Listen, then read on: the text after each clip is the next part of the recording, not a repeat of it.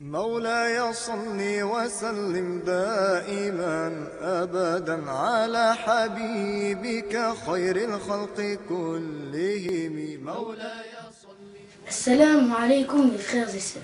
À l'approche de la date de la naissance honorée de la meilleure des créatures, le prophète Mohammed sallallahu alayhi wa sallam, nous continuons notre série de rappels le concernant. Aujourd'hui, Inch'Allah, je vais vous raconter ce qui s'est passé lors de la grossesse de sa mère Amina. Allah Ta'ala a envoyé notre maître Mohammed et a fait de lui le meilleur des êtres créés et le plus honorable selon le jugement de Allah. Il l'a honoré par rapport à toutes les créatures au point que sont apparus lors de sa naissance des signes qui indiquent cette grande bénédiction et son haut degré. L'un des savants qui ont composé des ouvrages au sujet de sa naissance rapporte que Amina, la fille de Wahb, est tombée enceinte du messager de Allah l'après-midi du vendredi de la première nuit de Rajab. Son époux s'appelait Abdullah, fils d'Abdul Muttalib. Lorsqu'elle est tombée enceinte de lui, on voyait les oiseaux qui voltaient autour d'elle par honneur de celui qu'elle portait en elle. Et lorsqu'elle voulait puiser de l'eau montait jusqu'à elle par honneur pour le messager d'Allah. Amina, la mère de notre bien-aimé, a fait un très beau rêve que je vais vous raconter. Ce rêve annonçait le haut degré du prophète Mohammed sallallahu alayhi wa sallam. Amina a dit: j'entendais le tasbih des anges autour de moi et j'ai entendu quelqu'un dire: voici le maître des messagers. Or, j'ai vu dans le rêve un arbre qui portait des étoiles. Parmi elles, il y avait une étoile plus éclatante de lumière que toutes les autres. Alors que je le regardais, contemplant sa lumière et son scintillement, elle est tombée sur mes genoux. Et j'ai entendu une voix me dire: voici le prophète, le maître des messagers. Puis un ange est venu à moi et m'a annoncé: tu es enceinte du meilleur des messagers et du maître des croyants. Je me suis réveillée et j'ai raconté ce que j'avais vu à mon époux. Il m'a dit: envoie Khalifa ibn Attab, il t'expliquera ce rêve. Nous sommes partis le voir et je lui ai raconté ce que j'avais vu. Il m'a dit: l'arbre est Ibrahim al-Khalil, c'est-à-dire le prophète Abraham. Et les étoiles sont les prophètes parmi ses descendants.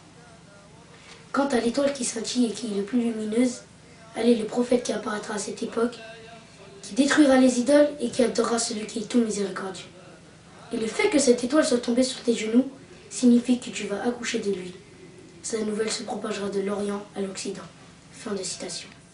Parmi les signes manifestes de sa grossesse exceptionnelle, il y a aussi le fait que lorsque Amina était enceinte du messager d'Allah, la lumière de Mohammed sallallahu alayhi wa sallam se manifestait sur son visage à elle. Chaque mois de sa grossesse sont venus à elle plusieurs prophètes alayhi wa sallam, lui annonçant ainsi la bonne nouvelle de la naissance du messager d'Allah. Elle a vu le premier mois le prophète Adam, le deuxième mois le prophète Seth, Shith, le troisième mois le prophète Enoch, Idris, le quatrième mois le prophète Noé, Nuh, le cinquième mois le prophète Hud, le sixième mois elle a vu le prophète Abraham, Ibrahim, le septième mois elle a vu notre maître Ismaël, Ismaïl, huitième mois elle a vu le prophète Moïse, Moussa, et le neuvième mois elle a vu notre prophète Jésus, Isa, qui lui a annoncé ainsi la bonne nouvelle de la naissance du messager de Allah au cours de ce mois-là. Ainsi, la grossesse de Amina, la mère du prophète Mohammed sallallahu alayhi wa sallam, fut tout à fait exceptionnelle. Nous continuerons, Inch'Allah, à parler de la naissance honorée de Mohammed sallallahu alayhi wa sallam dans nos prochains rappels. Barakallahu fikum, wassalamu alaykum. نفسي فداء أحبتي فوصالهم ثمن تباع به النفوس وتشترى فيا رب بالمصطفى وآله الشرفاء